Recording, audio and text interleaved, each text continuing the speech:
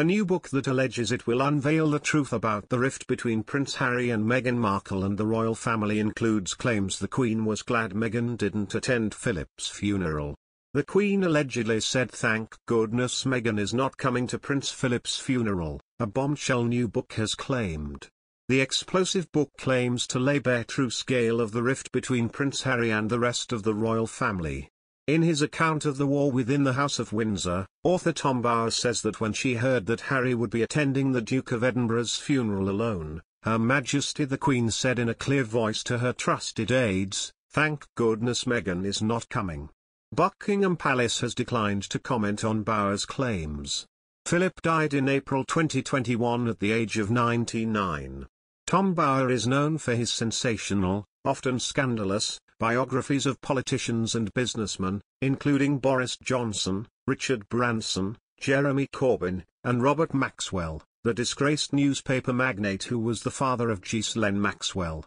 In his latest book, Revenge, Meghan, Harry and the War Between the Windsors, he described how the 4 years after Harry's wedding to Meghan Markle transformed the royal family from a relatively harmonious group, embracing multiculturalism as part of their service to Britain and the Commonwealth, into a beleaguered institution uncertain of its future. He blames Harry and Meghan for most of the conflict, saying the Sussexes had become agents of destruction. Bauer describes how the name Lilibet was chosen for the Sussexes' second child well before she was born, with a website address being registered 2 days before the birth was announced. The Queen was never asked for permission for the use of her name, Bauer says, instead Harry called her to tell her the decision had been made. Bauer is also scathing about the wrangling over Harry and Meghan's appearance at Her Majesty the Queen's Platinum Jubilee. Prince Charles, he says, blocked their wish to appear on the Buckingham Palace balcony and refused to let them ride in a royal carriage. The book is set to spark renewed controversy about Harry and Meghan's decision to separate themselves from the rest of the working royals. Meghan Markle's story of revenge is set to be released in full later this month. Mr. Bauer reportedly spent a year working on the book, during which time he interviewed friends and enemies of the Duchess of Sussex. He has not worked with Ms. Markle directly for the book. Mr. Bauer has previously vowed to pull no punches in the biography, adding that he will tell the truth.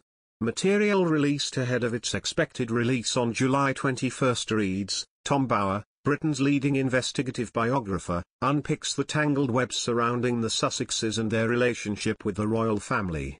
From courtroom dramas to courtier politics, using extensive research, expert sourcing and interviews from insiders who have never spoken before, this book uncovers an astonishing story of love, betrayal, secrets and revenge. Earlier this week, it emerged that Meghan has been dubbed the Princess of Montecito by locals in California.